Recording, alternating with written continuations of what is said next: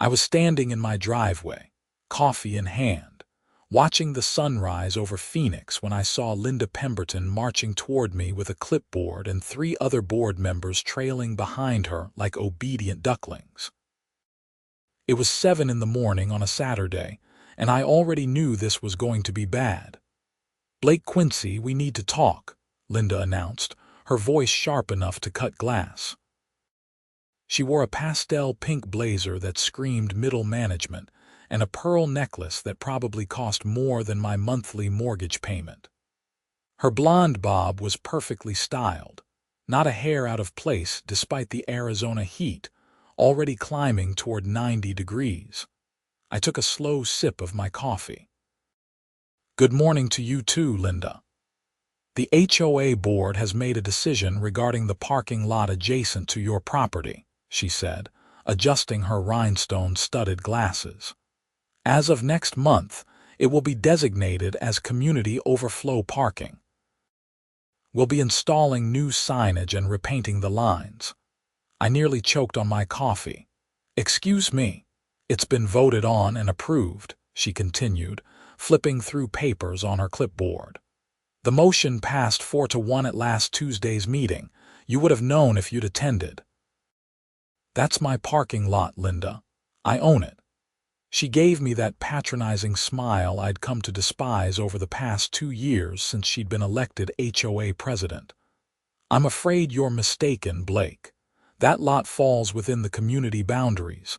We've had it surveyed and everything." The 3 board members behind her nodded in unison. I recognized Gerald Morrison, the treasurer, a balding man in his 60s who always looked like he'd rather be anywhere else. Next to him was Patricia Chen, the secretary, who at least had the decency to look uncomfortable. The third was newcomer Richard Dalton, who just moved into the neighborhood 6 months ago and already acted like he owned the place. "Show me this survey," I said. Linda thrust a document at me. "Here's a copy. As you can see, the lot is clearly marked as common area. We're doing this to alleviate the parking issues we've been having during community events." I scanned the document. It was a hastily printed map with boundaries that looked like someone had drawn them in Microsoft Paint. "This isn't official. It's been approved by the board," Richard chimed in. He was younger than the others, maybe early 40s, with slicked back hair and a golf shirt that showed off his gym membership. "We have the authority to manage community spaces." "Not spaces that don't belong to the community," I shot back. Linda's expression hardened. "Mr. Quincy, we're trying to be reasonable here. The parking lot sits between your commercial building and the residential area. It makes sense for it to be shared space. We're not asking you to give up your personal driveway." That's when I realized what this was really about. I owned a small warehouse building on the edge of our planned community in North Phoenix.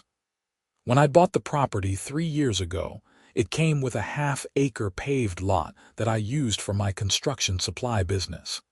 I had delivery trucks coming and going, and yes, sometimes they were loud. Linda had complained about it at least a dozen times. "This is retaliation," I said flatly. "This is community management," Linda corrected. "If you have concerns, you can file an appeal with the board. The meeting is the 3rd Tuesday of next month. Now, if you'll excuse us, we have other homeowners to notify." They turned and walked away, leaving me standing there with a bogus survey and a rising sense of fury. I went back inside my house, which sat on a separate lot from my business property, and pulled out the deed documents from when I'd purchased the warehouse. Everything was in a filing cabinet in my home office, meticulously organized because I'd learned the hard way that paperwork mattered. The deed was clear. The parking lot was mine. It was on my parcel, listed with my property identification number, and I paid taxes on it every year. I grabbed my phone and called my real estate attorney, Marcus Webb. "Blake, it's Saturday morning," Marcus answered, his voice groggy. The HOA is trying to take my parking lot. There was a pause. What? I explained the situation while pulling up the digital copies of my property documents on my computer. Marcus listened without interrupting, which I appreciated. He was a good lawyer, thorough and no nonsense. "Send me everything," he said when I finished. "The HOA document, your deed, tax records, everything. I'll look at it this weekend. They're planning to start next month. They can plan all they want. If you own it, they can't touch it. But let me review the documents first." Sometimes these communities have weird easements or shared use clauses buried in the CCRs. I read my CCRs front to back when I bought the place. Nothing about that lot being community property. Then we'll handle it. Don't sign anything they give you. I spent the rest of the weekend digging through every document related to my properties. The warehouse had been a great investment. I'd bought it below market value because it needed work, and I'd spent 6 months renovating it. The parking lot had been part of the appeal since I needed space for my business operations. I ran a construction supply company that specialized in custom orders. We weren't huge, but we were profitable, and we needed that space for deliveries and customer pickups. Monday morning, I called the Maricopa County Recorder's office. I wanted official copies of everything, the parcel map, the property boundaries, the whole 9 yards. The clerk I spoke with was helpful and said they could pull the records within a few days. "We can email you the digital copies by tomorrow," she said. "Hard copies will take about a week. Digital is fine for now. I need the official parcel map showing property lines and ownership." "Got it. Property address is 4782 North Desert Crest Drive. That's the one." Tuesday afternoon, Marcus called me back. "Blake, I've reviewed everything. The lot is definitely yours. The HOA doesn't have a leg to stand on. So what do I do?" "I'm drafting a cease and desist letter. We'll send it certified mail to Linda Pemberton and the board. If they proceed, we can seek an injunction. But honestly, once they see the actual parcel map and deed, they should back off. This looks like either incompetence or intentional overreach. My money's on the latter. Either way, we'll handle it. I'll have the letter ready by Thursday." Wednesday, I received the digital files from the county recorder. The official parcel map was crystal clear. My property, identified by the parcel number listed on my deed, included the entire warehouse building and the adjacent parking lot. The boundaries were marked with precise surveyor measurements. The residential community parcels started a full 20 feet beyond my lot line, separated by a landscaped buffer zone that I also maintained. I printed out 3 copies, had them bound at FedEx office, and felt a surge of satisfaction. Linda Pemberton was about to learn a very expensive lesson about doing your homework. Thursday morning, I got a notice in my mailbox. It was from the HOA, informing me that failure to comply with the board's decision regarding the parking lot would result in fines of $200 per day starting June 1st. That gave me exactly 1 week. I called Marcus immediately. "They're threatening fines. They're bluffing. They can't fine you for refusing to surrender property you own. That's not an HOA violation. That's just them being ridiculous. The cease and desist goes out today. I want to go to their next meeting. That's your right as a property owner in the community." "When is it?" "Next Tuesday. The 3rd Tuesday of the month, like Linda said. I'll come with you. Bring copies of everything." That weekend, I did more research. I pulled up the HOA's governing documents, which were public record. I read through the covenants, conditions, and restrictions again, paying special attention to anything about property boundaries and common areas. There was nothing that supported the HOA's claim. The CCRs clearly defined common areas as the community pool, the small park near the entrance, and the landscaped medians along the main roads. There was no provision for commandeering private property. I also looked into Linda Pemberton's history with the HOA. She'd been elected president 2 years ago on a platform of maintaining community standards. In practice, that meant she spent her time harassing homeowners about paint colors, lawn maintenance, and parking violations. I'd heard from neighbors that she tried to fine one family because their teenage son's car was an eyesore. The car was a perfectly normal Honda Civic, just not new enough for Linda's standards. Monday came, and I was ready for war. Marcus's cease and desist letter had been delivered Friday, which meant Linda had it by Saturday at the latest. I hadn't heard anything back, which told me she was either consulting with the HOA's lawyer or digging in her heels. Tuesday evening, I drove to the community center where the HOA meetings were held. It was a small building near the pool, mostly used for residents' exercise classes and birthday parties. I arrived 15 minutes early and took a seat in the back row. The room was set up with about 30 folding chairs facing a long table where the board sat. Linda was already there, shuffling papers and looking grim.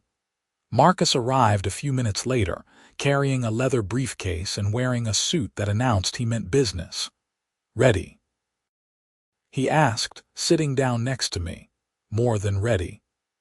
Other homeowners trickled in. I recognized most of them, though we didn't interact much. The community had about 75 homes and maybe 20 people showed up for meetings on a good day. Tonight there were at least 30, which told me word had spread about the parking lot drama.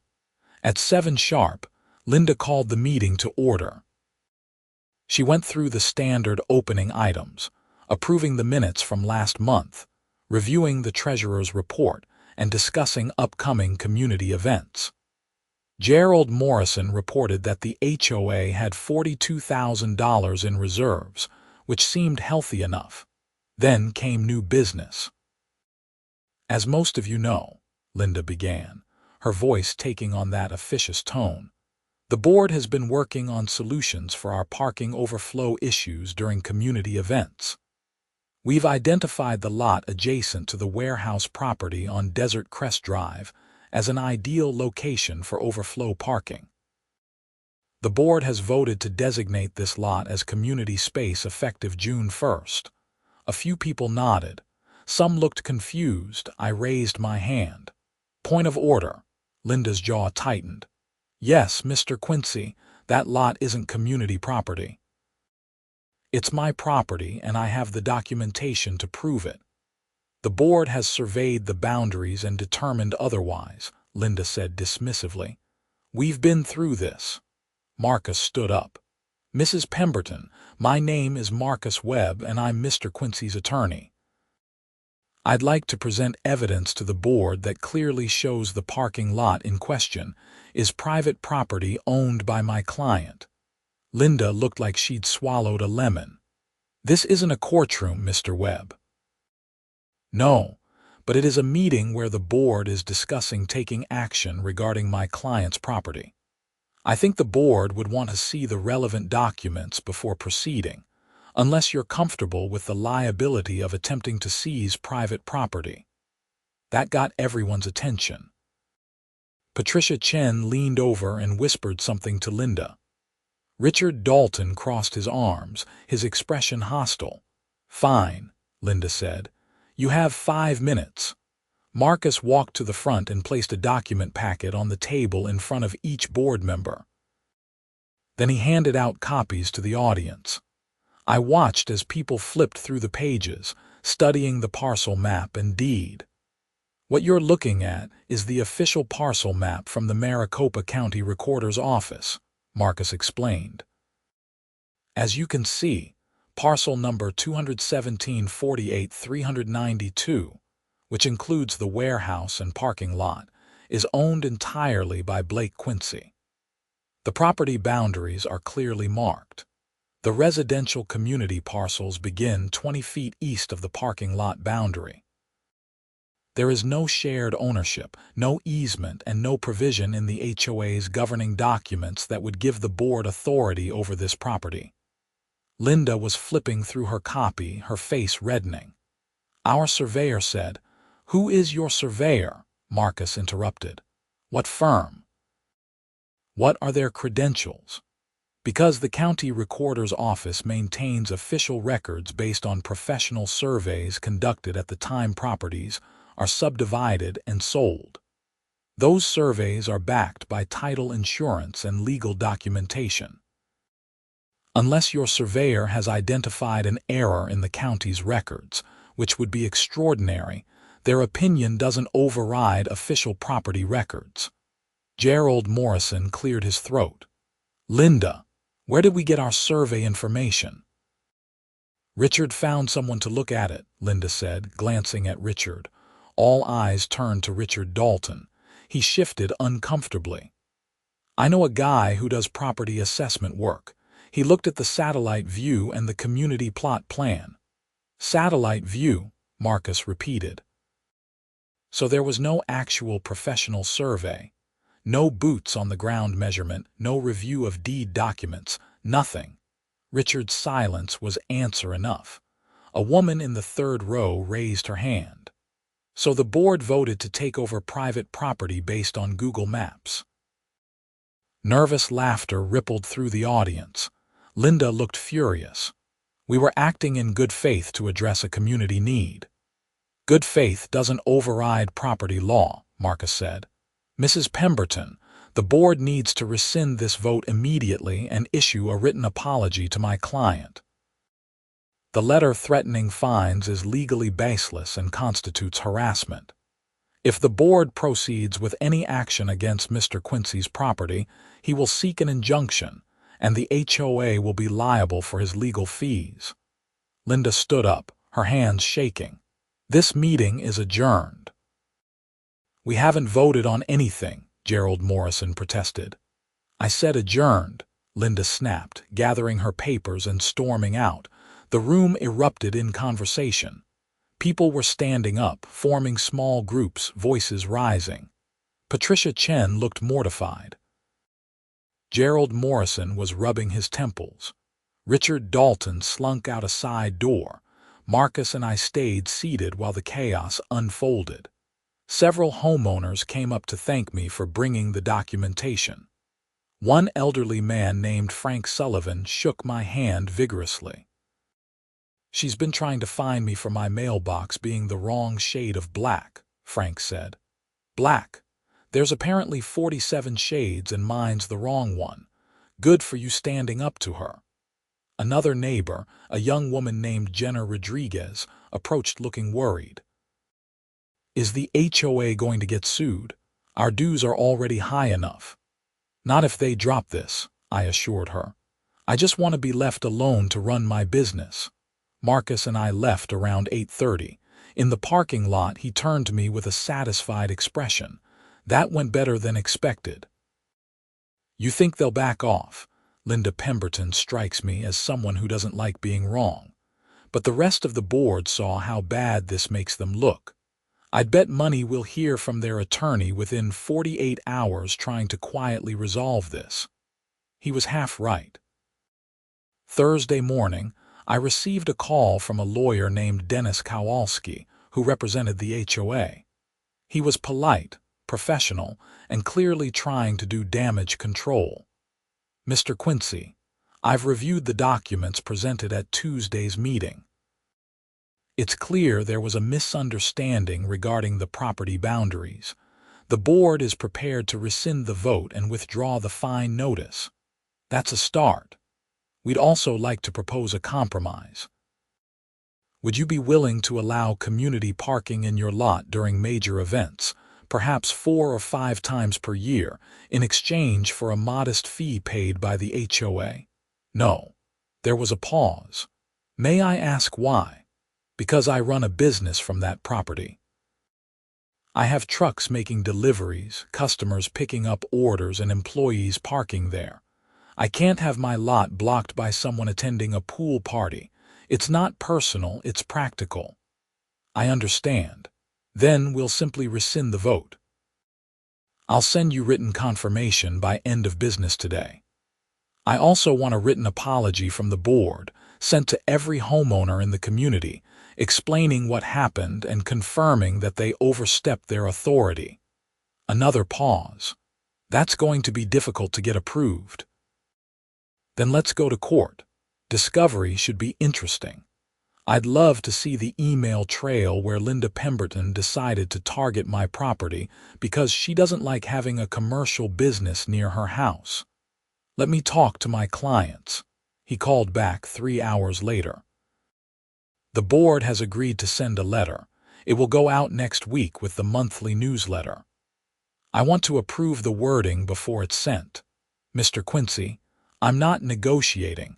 Your clients tried to steal my property and threatened me with fines. They're getting off easy with an apology letter. Push back and we'll let a judge decide what's appropriate. There was a long sigh. I'll send you a draft by Monday. That weekend, I thought I could finally relax. I spent Saturday working on my warehouse inventory, organizing supplies and planning orders. Business was good. We just landed a contract with a local developer who needed specialty materials for a residential project. The extra revenue meant I could hire another part-time employee. Sunday morning, I woke up to my phone ringing at 6 a.m. It was my business partner and warehouse manager, Troy Henderson. "Blake, you need to get down here right now." "What's wrong?" "Someone vandalized the lot, paint everywhere." I threw on clothes and drove to the warehouse. The scene was worse than I'd imagined. Someone had spray painted huge red letters across the parking lot, "Community Property." They'd also slashed 2 of my truck tires and broken 3 windows on the warehouse. Troy was standing in the middle of the lot, taking pictures with his phone. He was a big guy, former military, not easily rattled, but he looked furious. "This happened overnight," he said. "I left at 5 yesterday afternoon, everything was fine. Came in this morning to prep for tomorrow's delivery and found this." I called the police. Phoenix PD arrived within 20 minutes. The responding officers were professional, taking statements and photographs.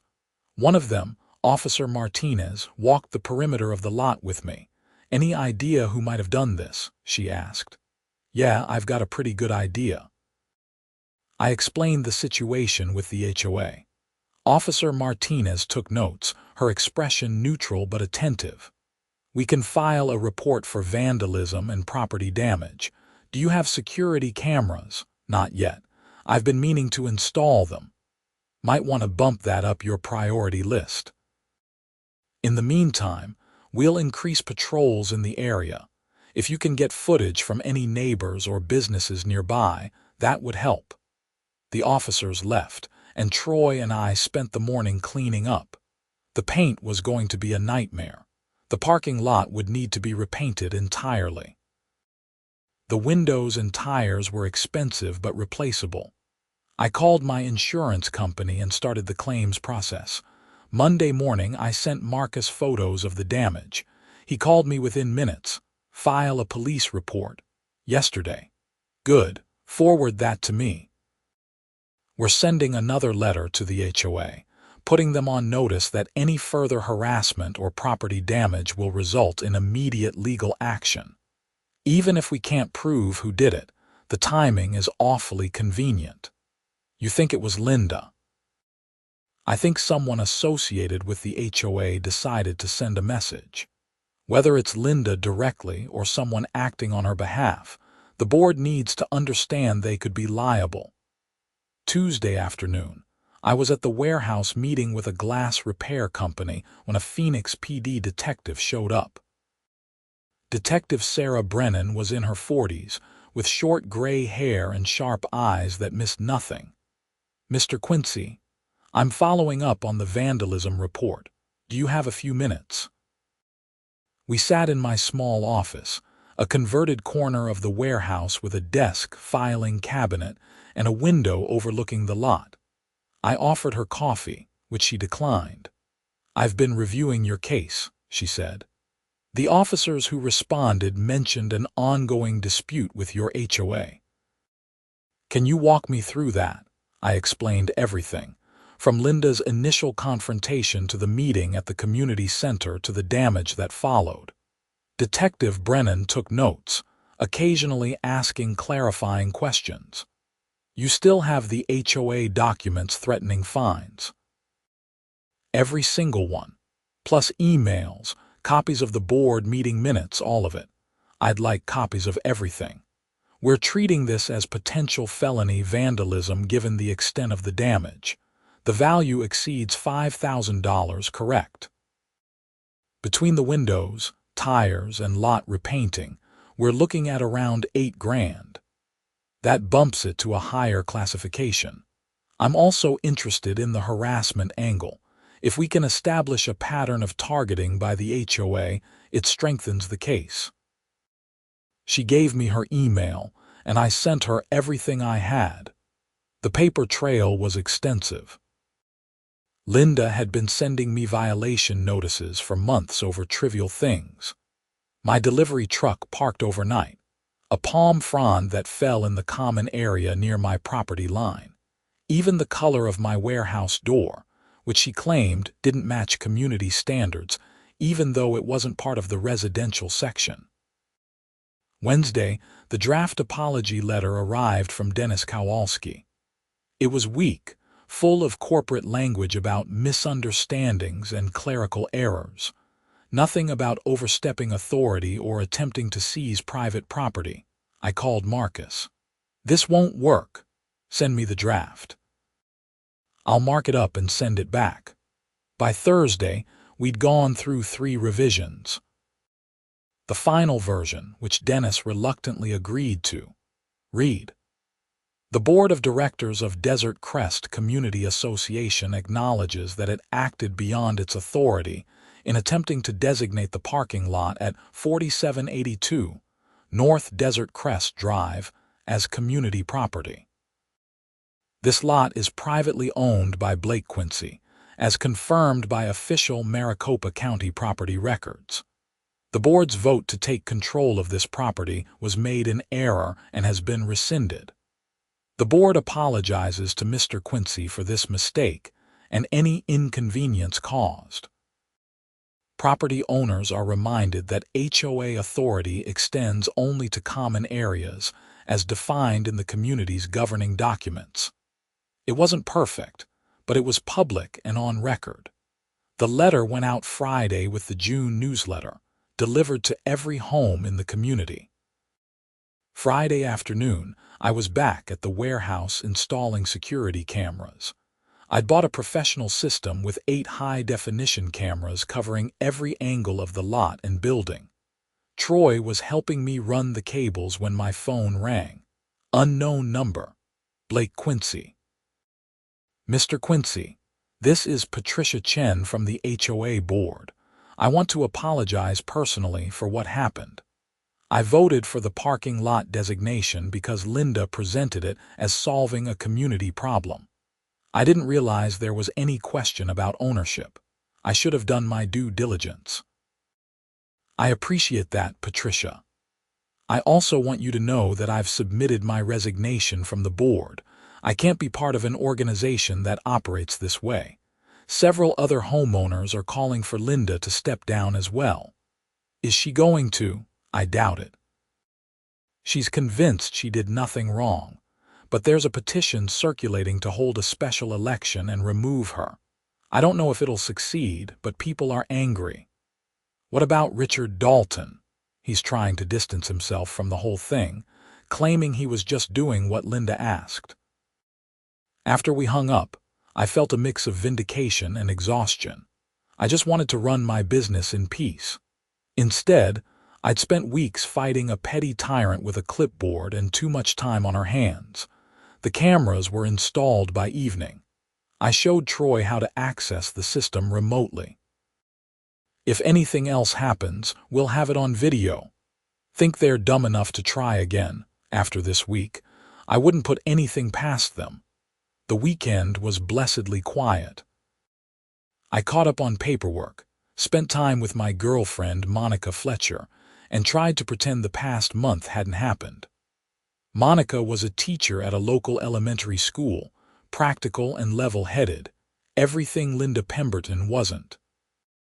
"You should run for the HOA board," Monica suggested over dinner Saturday night. We were at her place, a townhouse in a different community with a much saner HOA. "Absolutely not. I don't want anything to do with that circus."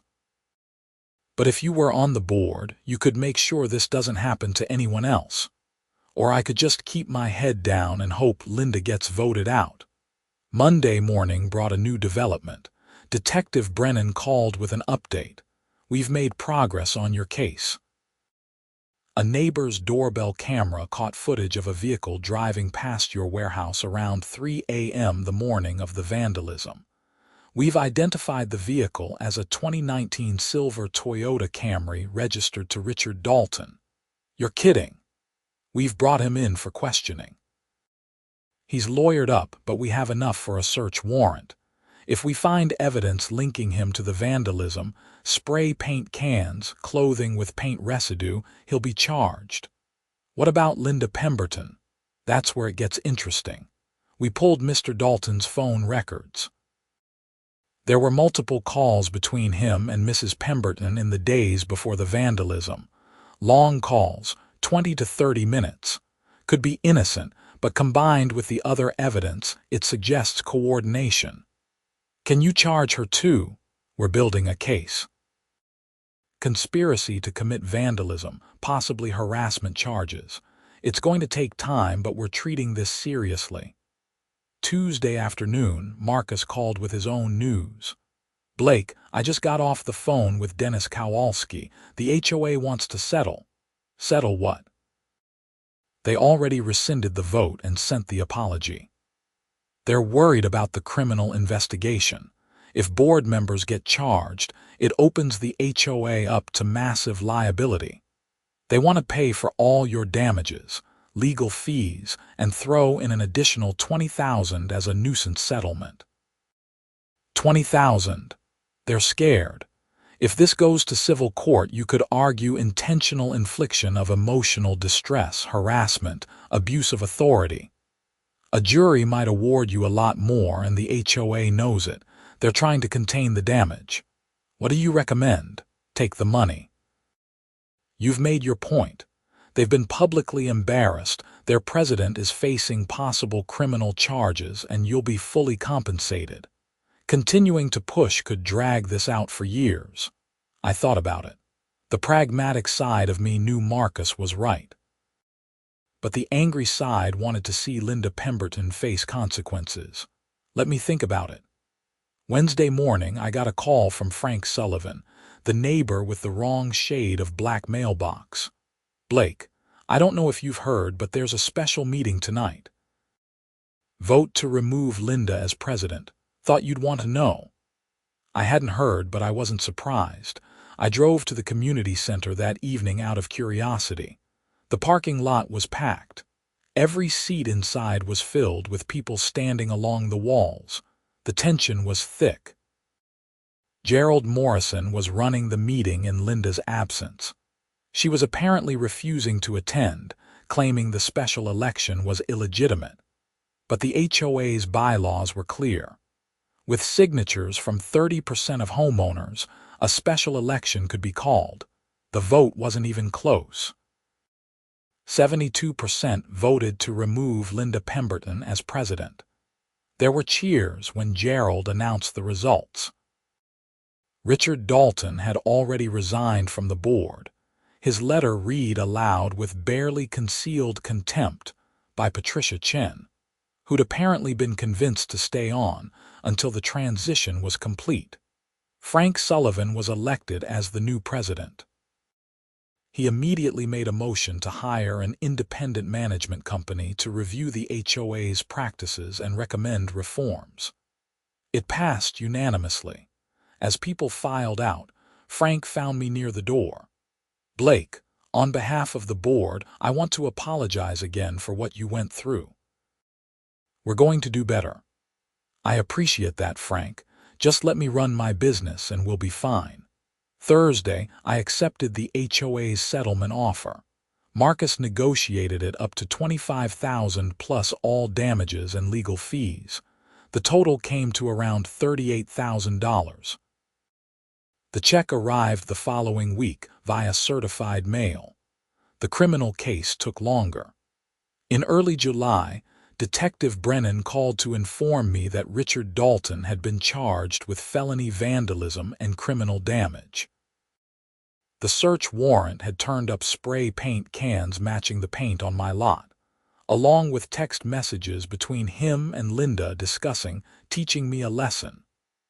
Linda Pemberton was charged with conspiracy to commit vandalism and criminal harassment. Both pleaded not guilty and hired expensive attorneys. The preliminary hearing was in late August. I had to testify, walking the judge through the timeline of events and providing documentation. Richard's attorney tried to argue the text messages were taken out of context, but the doorbell camera footage combined with the physical evidence was damning. In September, Richard took a plea deal. He pleaded guilty to felony vandalism in exchange for 2 years probation, a $10,000 fine, and 500 hours of community service. He was also required to pay restitution for my damages, though the HOA settlement had already covered that. Linda fought harder. Her attorney argued she'd never explicitly told Richard to vandalize my property, that the text messages were just venting frustration. But the prosecution had a strong case. Multiple witnesses testified about Linda's pattern of harassment, not just against me but other homeowners. Frank Sullivan provided documentation of dozens of frivolous violation notices Linda had issued over her 2 years as president. In November, Linda accepted a plea agreement. She pleaded guilty to conspiracy and criminal harassment, sentenced to 1 year probation, a $5,000 fine, and mandatory anger management classes. She was also banned from serving in any HOA leadership position for 5 years. By December, the dust had finally settled. My business was thriving, the warehouse operating smoothly with 2 new employees. The security cameras had paid for themselves in peace of mind, though nothing else had been vandalized. Frank Sullivan and the new board were competent and reasonable, focusing on actual community maintenance rather than petty enforcement. The story spread through local real estate circles. I got calls from other business owners dealing with HOA issues, asking for advice. Marcus said he'd gotten a dozen new clients citing my case as the reason they wanted strong legal representation. Monica and I were sitting on my patio on a Saturday evening in mid-December, watching the sunset over the desert. The weather was perfect, mid-70s and clear. "You ever think about moving?" she asked. "Getting away from the HOA entirely, thought about it. But I like my warehouse location and the house is paid off. Besides, the new board is fine." Frank actually came by last week to let me know they're repairing some drainage issues near my property line. Asked if I had any concerns. It was downright civilized. Still, after everything Linda put you through. Linda's gone, and she's got a criminal record to show for her trouble. Sometimes standing your ground is worth the hassle. Monica leaned against me. "You know what I think?" "What's that?" "I think you secretly enjoyed the fight," I laughed. "Maybe a little, but I'm happy it's over." Christmas came and went. The new year rolled around. In January, I got a letter from Dennis Kowalski, the HOA's attorney. It was brief and professional. The HOA wanted to thank me for my patience during the transition, and to inform me that they'd implemented new policies requiring independent legal review before any board action affecting individual property owners. They'd also hired that management company Frank had proposed, bringing in professional oversight. It was a nice gesture. though unnecessary. The real victory had been the parcel map, that official document from the county recorder showing clear, indisputable proof of ownership. Without it, I might have been stuck in an endless fight, my word against the boards. But property records don't lie, and bureaucracy, for all its flaws, creates paper trails that can save you when someone decides to overstep their authority. In March, I ran into Linda Pemberton at a Home Depot in Scottsdale. She was in the garden section, examining potted plants. We made eye contact across the aisle. For a moment, I thought she might say something, maybe offer a direct apology or make some excuse. Instead, she turned and walked away, her cart rattling as she disappeared around a corner. I didn't feel anger or satisfaction, just a vague sense of pity. She'd been so convinced of her own righteousness, so certain that her vision for the community was more important than property rights or common decency, that she'd committed crimes and destroyed her reputation, all over a parking lot that had never been hers to claim. Troy texted me a photo later that week. He'd painted a new sign for the parking lot entrance. Private property, Quincy construction, supply no HOA parking. It was tongue-in-cheek, but it made me laugh. By April, the whole ordeal felt like ancient history. The business was expanding. We'd landed 3 major contracts and were considering leasing additional warehouse space across town. Monica and I were talking about moving in together, maybe buying a house outside any HOA jurisdiction. I kept the parcel map framed on my office wall, though. A reminder that documentation matters, that knowing your rights matters, and that standing up to bullies, even ones with clipboards and pearl necklaces, sometimes matters most of all. One evening in May, almost exactly a year after Linda's initial confrontation, Frank Sullivan stopped by the warehouse. He was carrying a bottle of bourbon. "Thought you might appreciate this," he said, handing it over. "Small thank you for exposing the rot in our board before it got worse." "You didn't have to do that. I wanted to. You know, after you fought back, 6 other homeowners came forward with complaints about Linda. Harassment, improper fines, threats of liens. We're still sorting through the mess. You standing up gave other people courage to speak up." We sat in my office, sharing a drink and talking about property rights, community governance, and the fine line between reasonable rules and authoritarian overreach. Frank had run a small business himself before retiring, so he understood the challenges. "The thing is," Frank said, swirling bourbon in his glass, "HOAs serve a purpose. Maintaining common areas, organizing community events, handling shared expenses. But people like Linda treat it like a fiefdom. They forget they're serving the community, not ruling it. Think you can turn it around?" "We're trying. New bylaws limiting president's unilateral authority, requiring financial transparency, creating an appeals process for violation notices. Basic stuff that should have been there from the start. Sounds like actual leadership. Let's hope so. Because if we screw this up, people will remember the Linda years and nobody will want to serve. Then the community really falls apart." After Frank left, I locked up the warehouse and drove home. The neighborhood was quiet, houses lit with warm interior light, sprinklers hissing on lawns.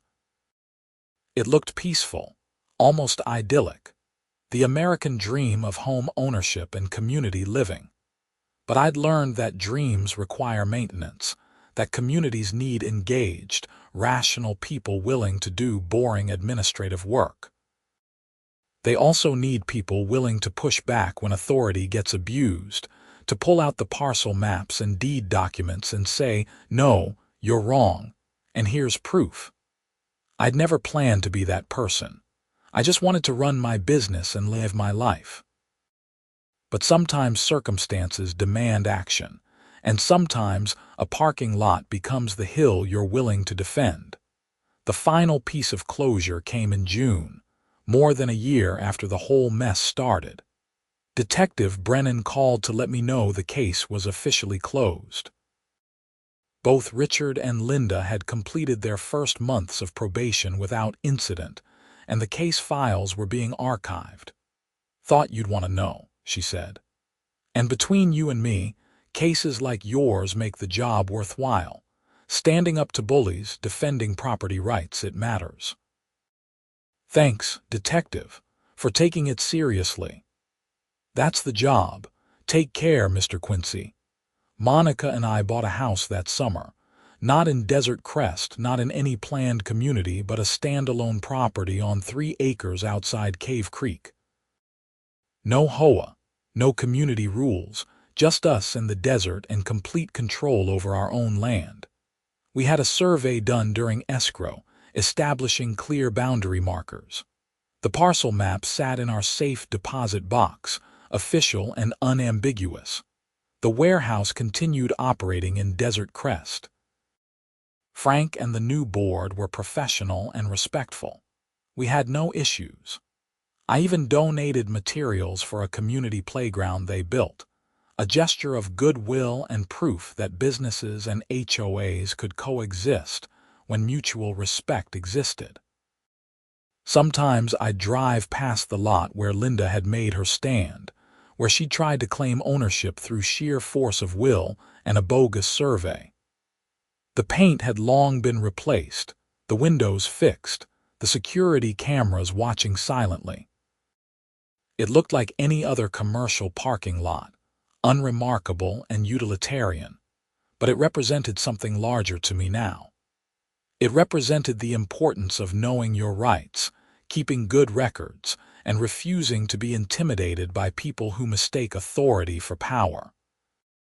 It represented the value of standing your ground when you're right, even when it's easier to give in. Most importantly, it represented the fact that property ownership means something in this country. You can't just vote to take someone's land because it's convenient or solves a problem.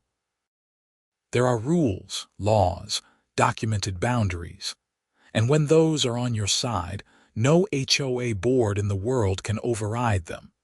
I never saw Linda Pemberton again after that encounter at Home Depot. I heard through the neighborhood gossip network that she'd moved to Tucson, taking a job with a property management company. The irony wasn't lost on anyone. Patricia Chen sent me a Christmas card that year, mentioning that Linda's departure had been good for everyone, including Linda herself, who apparently needed distance from her failure. Richard Dalton also moved away. His probation transferred to California, where he'd found work in tech. His parents still lived in the community, keeping their heads down and avoiding eye contact whenever I saw them at the grocery store. The community itself thrived under new leadership. Property values increased, turnover decreased, and the HOA became known as well-managed rather than tyrannical. Frank Sullivan served 2 terms as president before stepping down, replaced by a retired attorney named Margaret Harrison who continued the reforms. I occasionally attended HOA meetings, not as a combatant, but as an engaged property owner. My perspective had shifted. The fight with Linda had been necessary, but I didn't want to be defined by it. I had a business to run, a relationship to nurture, a life to live beyond the boundaries of that parking lot dispute. Troy eventually bought into the business, becoming a full partner. We expanded to 2 locations, the original Desert Crest warehouse and a new facility in Temp. Both were outside HOA jurisdiction. We'd learned our lesson about mixing commercial operations with residential communities, even when legally permitted. Years later, I'd sometimes tell the story at business networking events or to friends buying property. The parking lot saga became a cautionary tale about HOA overreach and a lesson in the importance of documentation. People loved hearing about Linda's comeuppance, the dramatic board meeting, the criminal charges. It had all the elements of a good underdog story, But the real lesson was simpler and less dramatic. Know what you own. Keep your records organized. Stand up for your rights when challenged, but do it with facts and documentation rather than emotion. And remember that most conflicts, even ones that seem personal, are really about systems and structures that allow petty tyrants to flourish until someone forces accountability. The parcel map still hung on my office wall at the Desert Crest warehouse. New employees would ask about it, and I'd give them the short version of the story. It became part of company lore, a reminder that we operated with integrity and stood our ground when necessary. Monica and I got married in the fall, a small ceremony on our Cave Creek property with desert views and no HOA restrictions on decorations or guest parking. Frank Sullivan attended, along with Troy and a few dozen friends and family. It was perfect, unencumbered by regulations or busybody neighbors with clipboards. During the reception, Frank raised his glass for a toast. To Blake and Monica, and to the principle that a man's property is his own, backed by county records and defendable by law. May your parcel boundaries always be clear and your HOA non-existent. Everyone laughed and drank, and I felt the weight of that year-long battle finally lift completely. I defended my parking lot, exposed corruption, stood up to harassment, and come out the other side stronger and wiser. The lot itself was just asphalt and paint, delivery trucks and customer vehicles. But it had become a symbol of something larger, a line in the desert sand that I'd refused to let anyone cross. And in the end, backed by official documents from the Maricopa County Recorder's Office, supported by property law and defended by a good attorney, that line had held. The parking lot remained mine, the business thrived, and Linda Pemberton's attempt to seize what wasn't hers became a footnote in HOA history. A story told as a warning to future board members about the dangers of overreach and the importance of checking the parcel map before making grand declarations. Life moved on as it always does. But sometimes late at night, working alone in the warehouse, I'd look out at that parking lot and feel a quiet satisfaction. It wasn't about winning or losing, vindication or revenge. It was about knowing that when challenged, I'd stood firm. When threatened, I'd fought back with facts and law. And when someone tried to take what was mine, I'd showed them the map that proved otherwise. That parking lot taught me more about property rights, community governance, and human nature than any law school course could have. It taught me that documentation is power, that knowledge is defense, and that sometimes the most important battles are fought not with fists or fury, but with county records and cease and desist letters. And whenever I heard about another HOA dispute, another property owner being harassed or threatened, I'd share my story and offer one simple piece of advice that made all the difference in my case and could make all the difference in theirs. Get the parcel map. Know your boundaries. Let the official records speak when words fail. Because in the end, when the votes are counted and the threats are made and the board members stand in your driveway demanding compliance, nothing speaks louder than a document stamped and certified by the county recorder's office that says, without ambiguity or room for interpretation, this property is mine, and you have no authority here. That was the lesson Linda Pemberton learned the hard way, the lesson that cost her reputation and resulted in criminal charges. That was the lesson I'd learned the easier way, by doing my homework and keeping good records. And that was the lesson I'd continue sharing with anyone who'd listen. Because property rights matter, documentation matters, and knowing when to pull out that parcel map and stand your ground might be the most important fight you never planned to have.